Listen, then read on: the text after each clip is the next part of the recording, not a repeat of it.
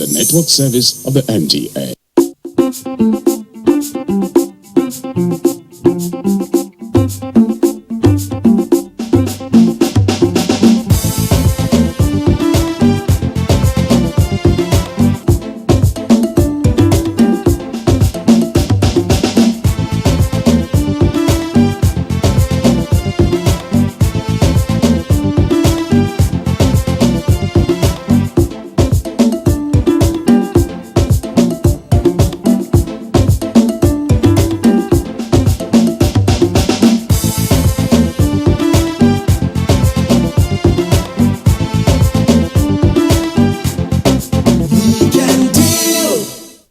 Every day gives you another splendid opportunity to look at things from a different perspective, to do things better, to make a difference, to make change, to speak out, to do what is right, and to ensure that you are carrying as many people along in a positive fashion as is humanly possible.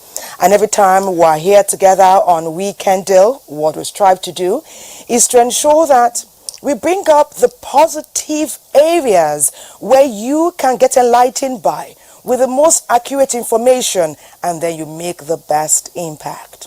When you are armed with knowledge, information, support from us as usual, there's hardly any mileage or any distance that you cannot cover. In the last few weeks, there's been much talk about rape. That's an infringement on human rights of the person. It is a crime against humanity, and many people are not sitting down and just watching and doing nothing. They want to talk about it, they want to make change, and they want to walk briskly and ensure that the whole world knows that we determine this to be wrong and we believe there should be adequate punishment. We're still talking about beautiful things, right? In spite of the odds, there are things that are beautiful that can impact us. Beautiful people will be celebrated also on the program today. Is there an online pageant in the offing? If you stay with us for the next 2 hours, you'll get to know a lot about that. We're also talking about COVID, your businesses, how to strive, how to make positive change for you and your employees. Welcome. It's Weekend Deal on the Nigerian Television Authority. My name is Thelma Obaza. Keep our company for the next 2 hours. Weekend Deal. COVID-19 is no respecter of persons. Your age doesn't matter, your status, your gender, your religion, or your nationality. If you leave yourself vulnerable, you will succumb to COVID-19. Although it's not a death sentence, many are advised to take the necessary precautions on a daily basis and tell all those they interact with to do same. The new normal, it's being popularly called. That's why Francis is giving us more information about COVID-19 and the existing situation. With the second phase of the gradual easing of the lockdown, which commenced on 2nd June and expected to last for an initial period of 4 weeks, the COVID-19 outbreak has spread fear and uncertainty across the world, as no country is exempted from this. Also, one of the realities of the coronavirus is the new normal it has engendered in the way things are done. The disease has so much affected social life and the world of work that there must be new ways of carrying out our daily human activities. People are getting closer to one another again. They don't take the issue of washing of their hands serious again. Appliances of application of your, what do you call it, hand sanitizer is no longer the order of the day. So I'm seeing a danger if there is no government intervention as immediate as possible. One of the areas where the government lifted its ban is on religious gatherings. However, the opening of places of worship will be based on state government's protocols. How is the new normal in our worship places? In Islam, so to say, when you're praying, your leg and your shoulder must come so close to one another, so much that you don't allow any space among yourselves. In fact, the imam will say it anytime he wants to lead and say that close the gap. Let's not give the Satan any space among ourselves. Now, that is no longer the order of the day. So the new order, the new normal, really has affected the religious aspect of our life so drastically. No sector can be said to be free from the effects of the global pandemic, as many people will be rendered jobless because all economic activities the world over have slowed down. Those who will be hit the hardest are small-scale businesses that may find it challenging to adapt to the new normal of doing business via virtual means. In the business place, you have SMEs, that is small and medium enterprises. Now, the medium enterprises, may get well and along with the new normal because they might be using the virtual platforms to sell their things. But the small enterprises, somebody in the market, a woman in the market who sat since morning till evening and everything, all our nets, the net business that she does, it does not go beyond, say, 2,000 naira. How do you think such a person will be able to transact on the e-platform? So they are heavily and greatly hit, those people in that class. Another new normal is that classes and lessons will have to be done online, and this could be the pattern for some time to come. This will definitely pose major challenges for parents. Can everybody afford this Android phone? Can everybody also afford the good, computer systems? So it's not everybody that has the capacity to buy, not every parent. So that is the area where we need to work on to ensure that we have efficiency in our power distribution and supply. As we are all aware, the data rate in our country is high, unlike in most countries where data is cheap or even free. Can the government help in reducing data rates in order to reduce the burden on parents and students? Data here is costly. You get a data of, say, 2,000 naira now, maybe it doesn't sustain your child for 2 days. Now your salary is just 50,000 naira as a parent. How do you sustain it? After 2 days, you buy another data. So it's a problem. They need to come to the aid, just like what some of them did during the heat of the COVID-19, that every day you have 10 SMS free time that you can send to anybody with SMS free. We need a continuation of something like that and an upgrade, not only from the SMS area, but to that of the data as well. Send data. Despite the easing of restrictions, the fight against COVID-19 is not yet over, as the virus is still potent and highly wasteful of human lives. Therefore, it is expected that all Nigerians take responsibility and play their roles. As much as all these new developments seem troubling, it is a clear opportunity to work things out for a better future ahead. Therefore, our focus on Weekend Deal today is on the new normal and how we can make the best out of them. What is critical, what is essential is how you can make the best out of the existing situation. We move on now to Aba, where there's much talk about the survival statistics of small businesses. Perhaps that will give us a reflection of what is happening nationwide. How are the small businesses making do, or are they? Cases of coronavirus in the country shows that the fight against the pandemic is yet to be won. Despite the lockdown policy of the federal government, the spread of COVID-19 remains unabated, with severe consequences on the economy. The ease of lockdown order by the government of Abia State as a way of saving its economy from total collapse brought back hope to the business community in Aba. A visit to some of the markets in the commercial city reveals that businesses have picked up. We are very, very happy for the little easing of time because we can now access our materials from the market. Most of the businesses we do come from outside the state, like Rivers State, Lagos, Abuja, Cross River, and other states. We are appealing for a little easing up of the state borders so that people can come in, book businesses, and go back. Before, we are tightening up, but now, by the grace of God, God is moving in a wonderful way. But we are going to pray, say, let them give us more days in selling.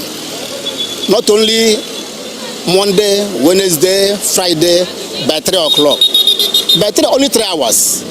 It's not enough for us. The easing of the lockdown, I think on my own that is the ideal thing to do, because the common saying that people are not only suffering coronavirus effects, they're also suffering hunger effects. And you may not know that it's so dealt with people seriously, especially the black race, the lockdown. But like you did say, the lockdown was not aimed at punishing anybody. Rather, it was for the interest of the people, because anything less than that lockdown when it took place would have been very disastrous. For this entrepreneur, innovation and diversification are key to surviving the COVID-19 era. We have to look at agriculture. We have to look at how to review our budget. There is actually nothing new that is to be done in life other than thinking of how you can solve other people's problems to create value. In fabrication, is there anything for me to do? In the textile industry, is there anything for me to do? There is a whole lot we can, use this opportunity when foreign goods are no longer being imported. It is pertinent, however, that residents of Aba, while carrying out their businesses, should not throw caution to the wind. After all, only the living can eke a living. Do all the things that you need to do. Don't go out unnecessarily. Be conscious of these guidelines, the rules of wearing our face masks appropriately, and also washing our hands.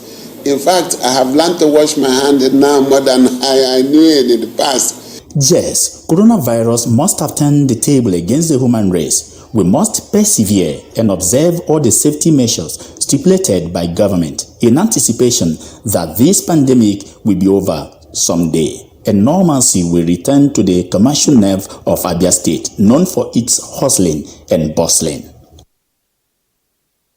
Indeed, it's the hope of all Nigerians that normalcy will be restored nationwide and it can be business as usual. But in the meantime, in this new normal, how can you add value?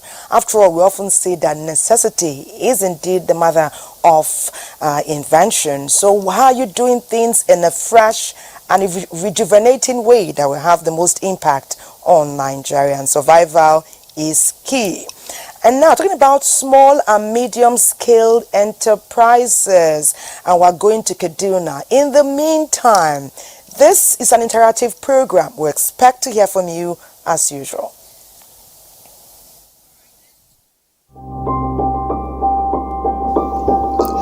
Due to the advent of coronavirus pandemic, Kaduna State has put in place various degrees of lockdown. For businesses to survive, especially small-scale businesses, various means were devised by business owners in order for them to cope. We thank God, it's by the grace of God we are coping with this lockdown. At least you can see me plating here. But before I will start to plat, I have to wash our hands. After everything, we still wash our hands and sanitize our hands. I normally go to home service. Go to home service at times because some of them are scared to come outside in public places. Honestly, the thing really affects our business because normally the way we come out to look for daily bread is not easy. We didn't find it easy. Based on the provision made by the government to the people have been trying their best to survive. To be sincere with you, it's not easy.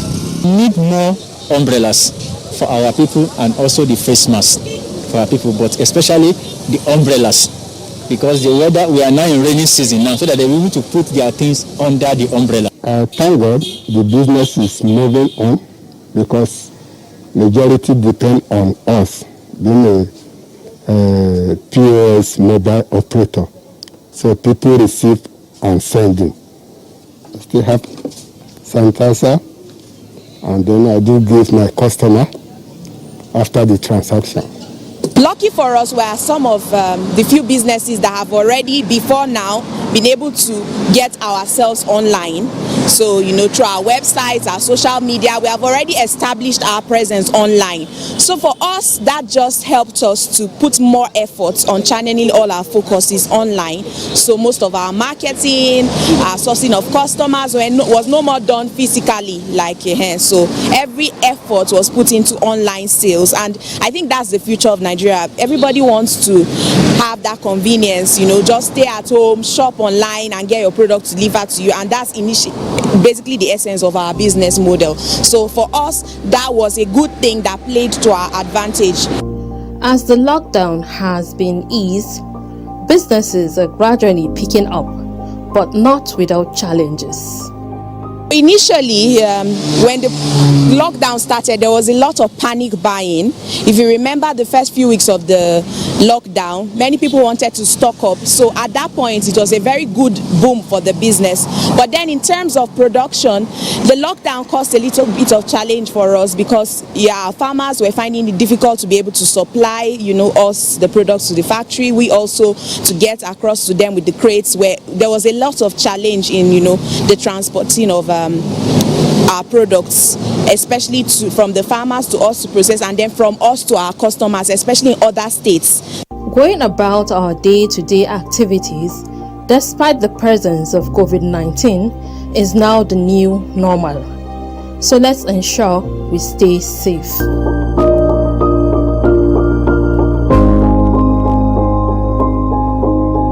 Kaduna comes very interesting views. I will tell you, it's an opportunity to get fresh perspective on how to handle the goings on in this new normal. When a challenge presents itself, think without the box. There's no longer a box. It's not outside the box anymore. Think minus the box. Find a solution and keep moving. You're watching Weekend Deal. Please continue to interact with us. We want to hear your thoughts, how you're feeling the pulse of the new normal in the nation, and then we'll continue to exchange ideas. Well, we've been getting stories from all over Nigeria about COVID, the new normal, how business is surviving, how restaurants breaking even. What about transporters, commuters? What is different if you're going to a religious house or a house of worship to serve God? How do you maintain social and physical distances?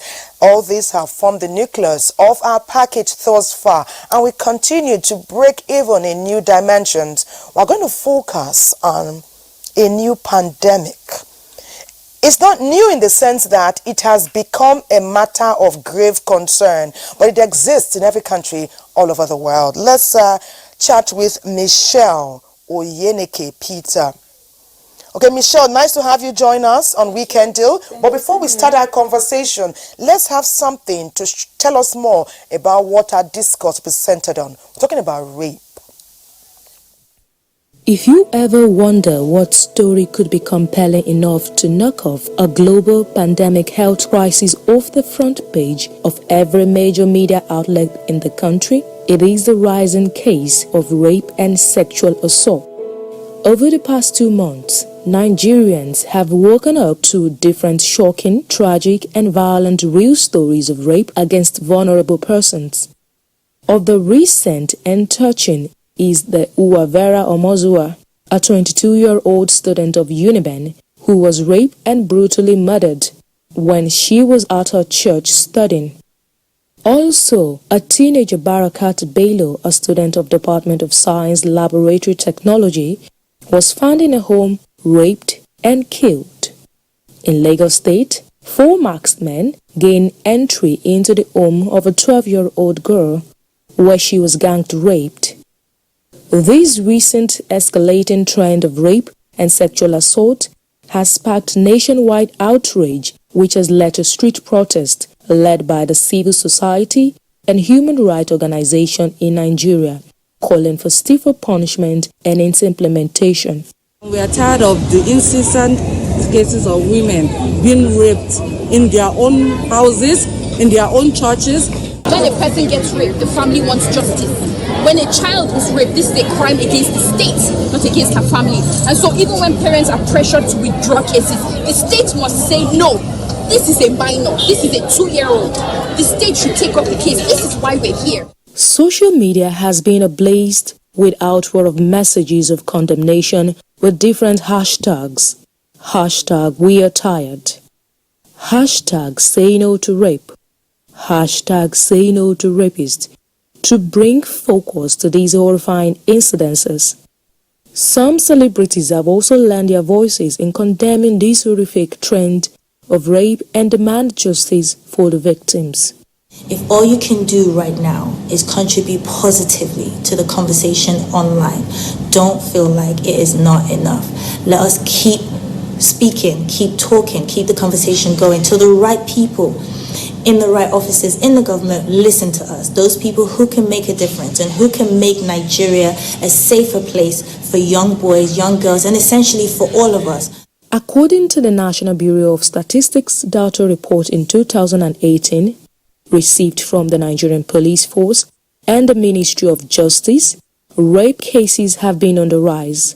The percentage of rape incidents of girls was 63.04% in 2015, 72.13% in 2016, and 69.33% in 2017.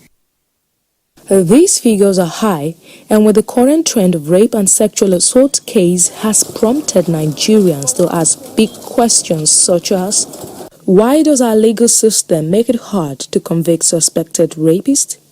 Why does our society blame women when they are victims of sexual assault? How can the medical science be used legally as evidence in sexual assault cases? These questions have evoked responses at the Senate level, where the current bill to prohibit the stigmatization of victims of rape and insurgency, which has passed the second reading in the Senate. The objective of the bill is to provide the legal and institutional framework for the protocol for reintegration of victims of rape and insurgency in the country. Every person, community and institution shall protect and uphold the right to dignity and freedom of association of victims of rape and insurgency. Victims of sexual assault in Nigeria most of the time never report to the police as they fear stigmatization and would rather live with the trauma and battle emotional problem in silence with the feelings of unworthiness. There is value in each and every one of us, including you. That is precious even on the days you might not feel it. You never depreciate in value. The nation has bound together to bring the spotlight to the menace of rape and how it is eaten deep like a cancer into the lives of victims of sexual assault and their families. This is the beginning of hope and true healings needed for the victims.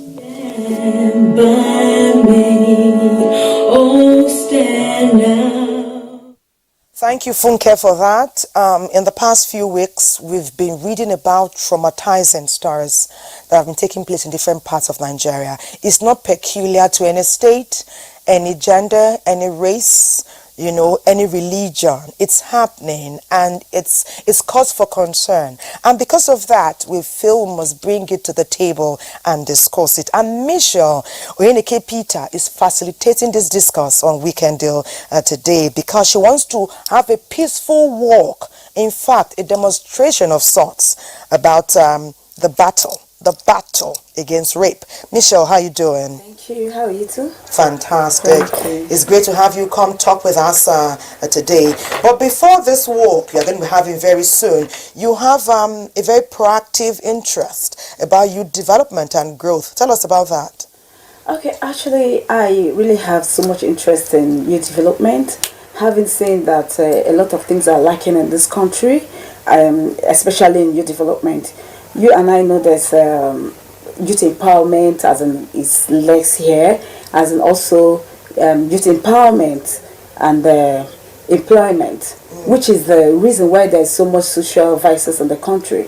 So we're actually so anxious about it to see how we develop the youth and all the rest. What changes have you made in the past? We've been doing a lot of changes. Like even last year we did work on a program on corruption, because we feel that we have to start from the grass, do you understand, to start training them to start so that they want you all know that. So empower them with skills, loans. Yes, what do you do? Yes, we do. Skills. We had a program we call grab the mic and drop the drugs. What are we trying to say is that you drop the drug, drop social vices, and use your talent.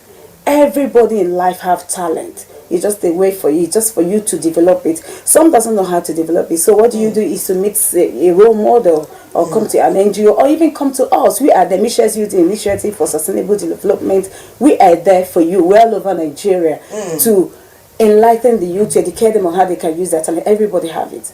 So by developing your talent, we are very, very sure in a greater deal we're going to, you're not going to be in the negativity side.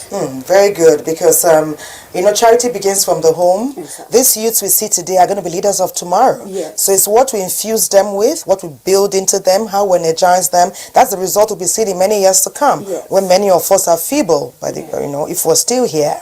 But moving on now, the focal point now is this peaceful demonstration you want to have.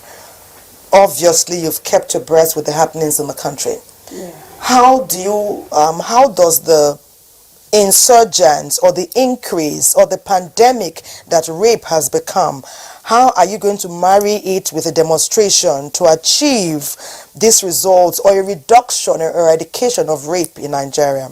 Okay, well, we actually try to, this is something that have been happening all along, you understand? It's just that most of the people, most of the victims have kept quiet. They don't want to speak out because of the section about it. Stigma, right? Exactly. When you talk, everybody, people feel, if you speak out. That was the lady that was raped. Yes, nobody wants to rather than, that is the man, they said, rape that lady. Yes. So nobody wants to marry you, you are no more, you understand? So a lot of us keep quiet, which is not the best. It's better for you to speak out. And when you speak out, that is when you will see that those culprits, those perpetrators of rape, they will slow down. Right? So we want to give Nigerian female youths, not even the female youths, everybody, the voice to speak out. Speak out so that you gain your dignity. Yes. First of all, we heard about Benin City. We heard about Ogun State. We heard about Oshun.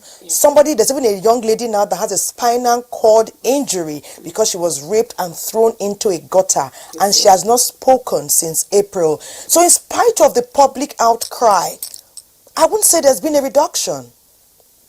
How do you think the demonstration will further bring about the results that we Nigerians are expecting? You can see what I'm wearing here. A rapist is a killer.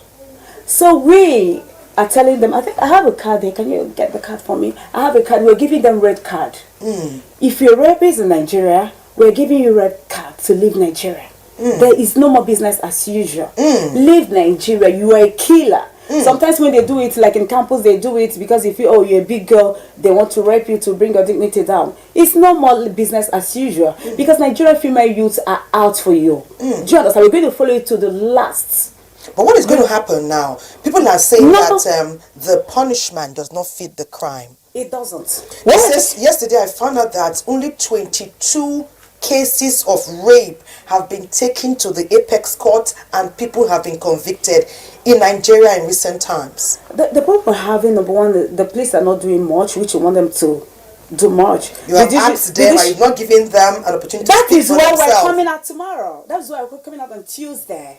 We're coming out on Tuesday. We are coming out like a wounded lion. We're not just coming out, like it's going to be like the story of the 1929 women riot in Aba. That is how. But it's a peaceful demonstration, isn't it? It's peaceful, but we're still going to we're giving them a tough. It's no more business. Your heart is burning. We are burning. We're wearing our dress back, tone to show them how angry we are about what is going on.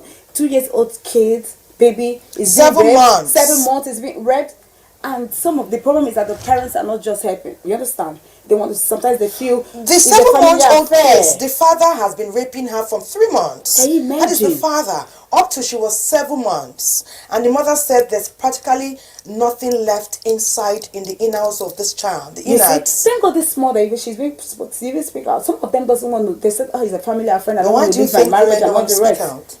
Some of them want to keep their marriage. Which marriage are you keeping? Where you're living with an evil man? You're living with an evil. You, as the mother, survived to get married. By the time your daughter is being bastardized from 7 months, what will be left of her when it's time for marriage? That is a problem, because what I'm trying to tell you, there's no more it's no more family issue. Anybody, any female, any male, in fact, any human being that is being raped is not a state issue, and is a problem of Michelle's Youth Initiative. We are not going to take it lightly with them anymore. But let's talk about the environment quickly. It's like, for me, for example, I have neighbors. Without leaving my house, subtly, we observe the happenings in the compound. I don't have to be standing by the gates. So I know what everybody's doing there, and I'm sure they know what I am doing. So it's no secret. When a child is being abused, everybody ought to know. We also have this conspiracy of silence. How do you examine that? The problem we have is that sometimes we don't care about. That's what they said. You care about your neighbors. You understand? Be your neighbor's keeper. Some people see you crying, they see your face looking so sad, they don't want to ask you what's the problem with you. Are you okay? Is a problem here. So we're advocating that when you see people not looking nice, no matter what, try to find out, why is this person like this? When you make that inquiry, I think something good is going to come out of it. You understand? So I think people don't care about their neighbors. People don't be their neighbor's keeper, which we are propagating. They should.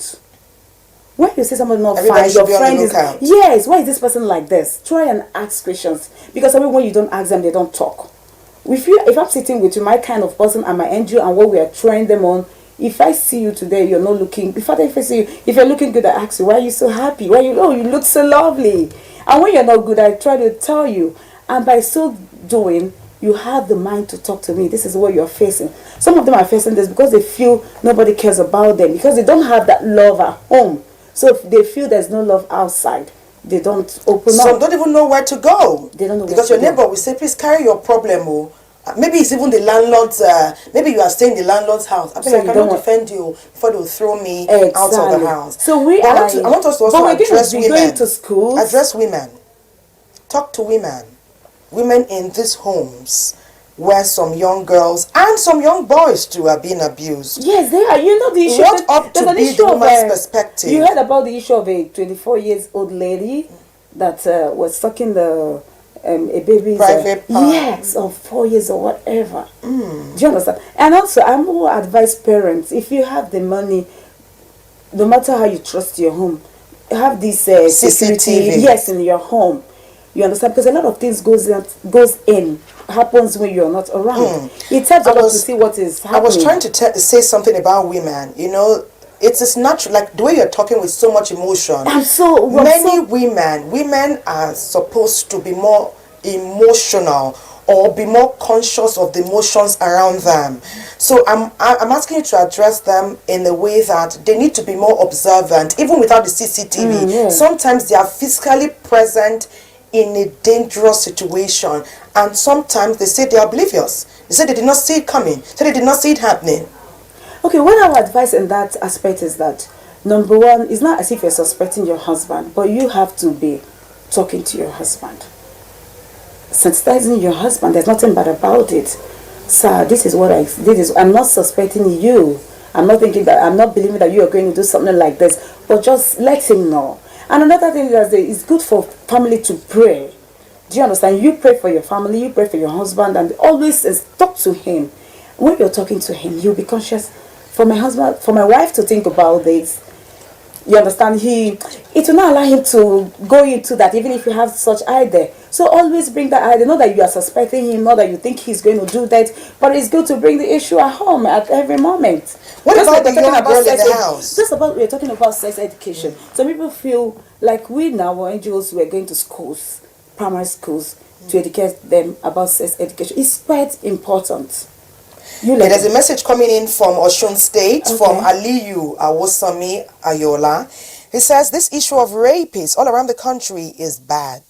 But at the same time, most of our ladies are the cause of this evil act due to indecent dressing. We spoke about this. Tell us about the lady in Ibadan with the hijab in her home. Her doors were locked. I want to say something.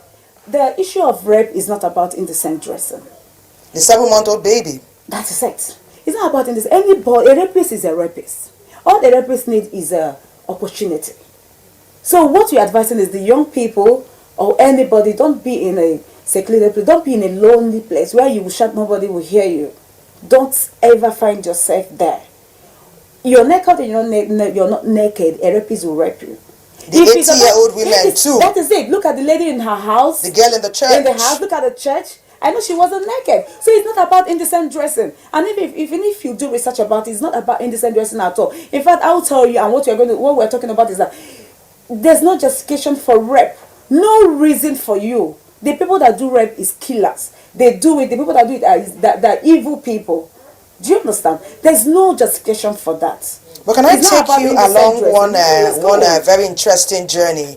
I know it's essential that we talk to our young children, but one is beginning to wonder what is in the minds of these people. An 80-year-old woman, a 7-month-old girl, a 2-year-old girl that has nothing, a 15-year-old person, your younger sister's friend, her best friend for that matter. But let's talk about the role of the parents towards these young children. How ought we to equip them for the dangers that the world may pose? Yeah, the truth about it is that the home have a lot to do. Like, I want to use myself as an example, the way I'm trained, there are things I cannot do. Even if my parents are not there. Yes, I can't smoke. I've been in a place I see people smoke, they say, oh, it's so sweet, is this, is that. I can't get in. Your brain is still there. Yes, because I look back. My parents, they are not there. Because it's only something that is imbibed in me. It's not about going to church. It's not about going to mosque or wherever. It's something that you imbibe in them. You teach them. It's even written in the Bible. Teach them the way they will go. And that is how it's going to be. So the home, the family have a lot to do. Everybody is looking for money. This and that. The mother, the father. That is a problem. You leave them there, you come back and give them material things and think you're doing the best. It's not it. While somebody in the house is abusing the parents have a lot to do. You need to calm down and know what is going on in the house. You need to be down. You need to ask them questions. You need to know what they're doing. Someone is saying here that even the movie they're watching, you need to apprehended. I think it goes beyond apprehended. Well, let me quickly take this one from Raphael Ololade. Olopade. It says a particular lady was raped 2 days to her wedding. What ought the husband or even the lady to do? But I want you to be specific about enlightenment from guardians and parents to children, boys and girls. Be specific. What should a mother educate her daughter about? What should she tell her young son? What is the role of the father, the male guardian in the home? Let's do that in 30 seconds. Okay, while growing up, they always tell us don't allow a man to touch you, but they weren't specific about touch. So we feel it's just here. Do you understand? Don't allow a man to touch you. But they didn't tell us don't allow a man to touch your private part. They should allow a girl child, the boy child, to understand what is private.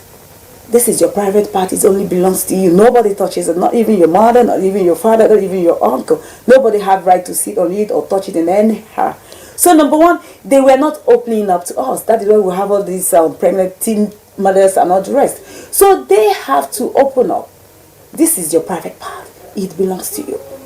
This is your private part. Nobody goes this area. It belongs to you. A man doesn't have the right to, you understand? So they have to be specific. There's nothing, you have to open up about sexual education. You have to start from home, from the tender age. Some mothers like 2-3 years, they're still sleeping with their kids, naked and all the rest. It's not right. Okay. You don't have to shower with your... You must maintain social and physical distance. Yes. Well, let's come quickly to this event, this peaceful demonstration, the walk against rape, which you're saying the whole world must say no to rape. Yes. Venue, time, day. Okay. Who is going to be a part of it? We're going to work with the other NGOs. We are also working with the Office of the Women Affairs. The woman, she's really doing well, Pauline Talent, So we are working in partnership with her. On that day, we're still going to visit her. She's doing a great job. So the Nigerian youths were coming, Nigerian female youths, though there are some guys that are with us, we are tagging them killers. It's no more business as usual. You are a murderer. If you rape a girl without her consent, if you touch a girl without her consent, there should be punishment. Punishment. We are in for it. It's not about the girl, it's about us. Have you told us the location? So we're letting them know. We're giving them red card. You can see my red card. Where is this happening? Have you told us where it's happening? Unity Fountain work. Starting from there, we're going to have a work from there. National Assembly, Women Affairs, Police Headquarters, Judiciary, because these people are really concerned. When you go to the police station, you have they want to ask you, what are you wearing? Is that the problem? Tell us the date and the time. On the 16th of June. That's Tuesday? That's on Tuesday, yes. At 10 a.m. At 10 a.m. 16, 17, 18 is 19 is International Elimination of Sexual Abuse to. So it's timely. The work is timely. It is very timely. I wish you every success in this work. Thank you. You are speaking for all Nigerians and indeed the entire world, especially those who know the traumatic effect that this act can have, not just on the person abused, an entire family can be affected just by this. The punishment must also fit the crime. Yes. Thank you, Michelle Oyenike Peter. We have been talking about a rising pandemic in the world. It does not have a home in Nigeria. Michelle and all Nigerians are working on Tuesday, starting from the Unity Fountain in Maitama, to ensure that we kick out rape and we continue to say no to it. It's good to find out what's happening around you so you know how to keep abreast of the goings on. Amidst COVID-19, popularly tagged the new normal, you're watching Weekend Deal. We're going to unveil information for you in a new direction now. Beauty in the virtual space. Kachi put this together for us, and then we'll have a chat. Don't go anywhere. Brands of the fashion and beauty industry were already reliant on social media and digital technology to bridge the gaps in customer relations and marketing. Now, as the effects continue to ripple through various sectors of the economy, stakeholders are redesigning their models of operation and considering a new approach to social events by going full digital. With social gatherings cancelled, the industry is exploring creative ways to showcase their latest offerings.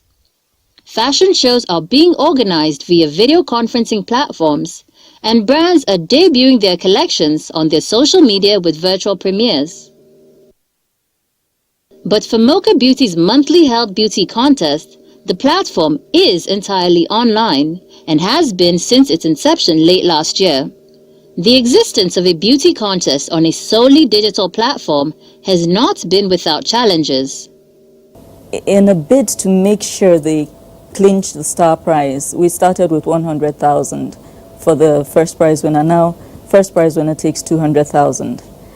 And we have noticed that a number of the contestants will do practically anything to ensure a win, and this includes things that are not ethical. The Mocha Beauty Contest recently concluded its 4th edition, crowning its winner for the month of May. While observing the federally mandated pandemic precautions, the latest face of Mocha Beauty Contest was crowned in an intimate ceremony. The latest group of hopefuls are already hedging their bets to win the crown for June. Mocha Beauty Contest was conceived prior to the current pandemic, but is perhaps a timely foreshadowing of the imperative to make a wider embrace of digital concepts. Thank you for that package, Kachi. Wow, beauty being unveiled in the virtual space. Isn't that interesting? Who thought we'd see that? Well, let's get to talk to the face and the name behind Mocha Beauty Digital Pageant, Devan Mom. Nice to have you with us on Weekend Deal. Thank you so much, Kachi. Nice to see you. It's been a while. And Thelma, Kachi was the one that packaged the feature. Sorry, I keep forgetting. It's fine. Yeah. Great to have you join us. What is the essence of this pageant? Well, the essence is to make it, to open up the conversation around beauty so that it's not as exclusive as it currently is. Okay. You know, even very young girls now have body image issues. An 8-year-old will be complaining that she's fat and all this. It's wrong. I think every woman is beautiful in her own unique way, and that's one of the messages the Mocha Beauty Pageant is trying to get people to understand. We reject the notion that you have to look a certain way to be considered beautiful. I don't believe that your beauty should be wrapped around your complexion, how slender you are, how big-breasted or how small-waisted. As a result, our contest is open to women of all shapes, sizes, complexions, and everything. So what then are you celebrating? We are celebrating your personhood. Okay. Your capacity to go out there and mobilize votes is what matters far more than your looks. by all means send us lovely pictures. Make sure that you conform to our specifications. Make sure you look good in those pictures. But your beauty alone will not win you the prize on our contest. You have to be able to mobilize people to vote for you. And that builds your confidence. You have to go out there and talk to more than your friends. You have to learn how to mobilize people to get what you want. And you have to think of different strategies. You have to get creative about winning. Of course, we've observed that some people get creative in the negative way as well, but that's only to be expected, even with physical pageants. And beyond that, we also wanted to make it as, open up the space as much as possible. Every now and then I see a woman who, in my opinion, is so beautiful, but I know she'll not be able to participate in a traditional pageant. One, maybe age is no longer on her side. Maybe she's married and has kids. Maybe she's a single mom. Maybe she's a little heavy set, and so on and so forth. So what our pageant is offering is the opportunity for you to send those pictures from the comfort of your home. Okay. You're not going anywhere. You're not traveling, so you're not spending money on that. You're not necessarily buying new outfits.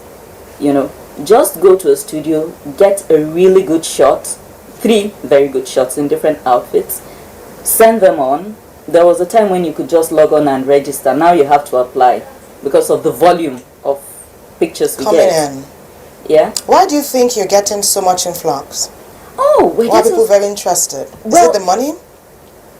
For one thing, I think just sending 3 pictures and then with the possibility of earning 200,000 is not really bad. I wouldn't mind myself. Not at all.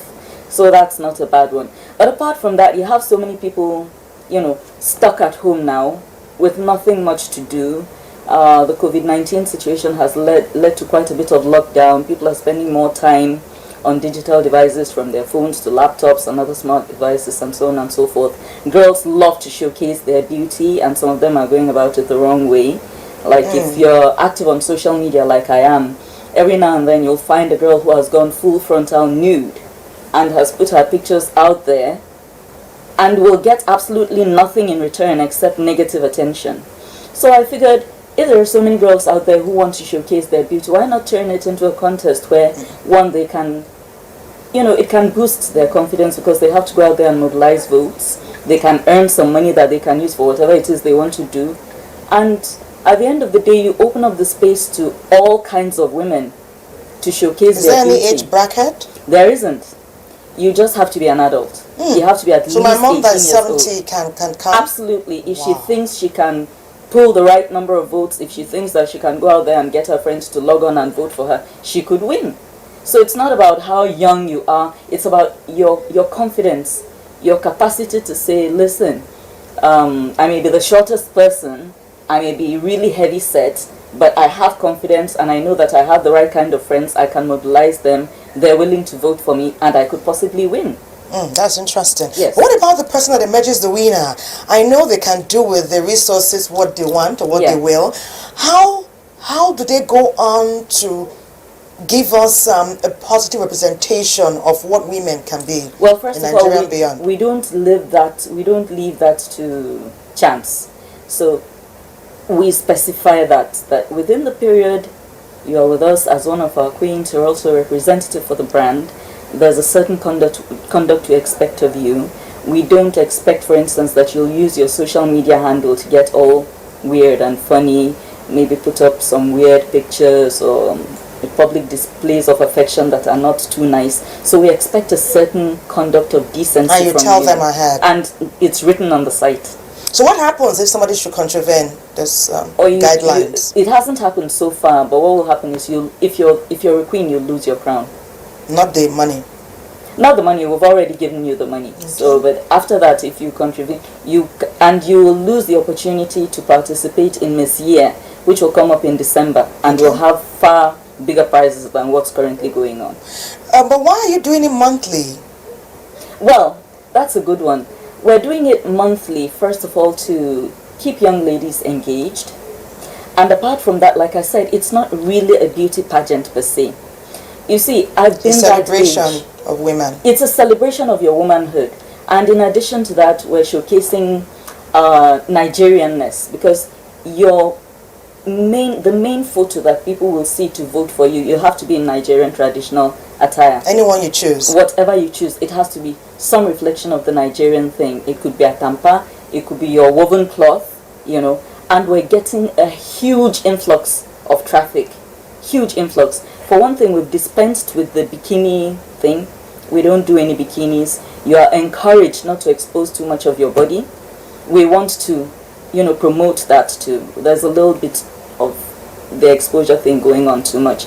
And yes, while there's been the whole debate about whether it encourages rape or not, I do not agree that it encourages rape, but it certainly attracts negative attention. So we're trying to get girls to know that you can look really, really good even when you're covered up. So you don't need to expose your body. And the message has been so well received. We get such heavy traffic that I would sound as if I'm exaggerating if I begin to, you know, talk about that. So it would be a very good platform for advertisers who are trying to reach young ladies of a certain age.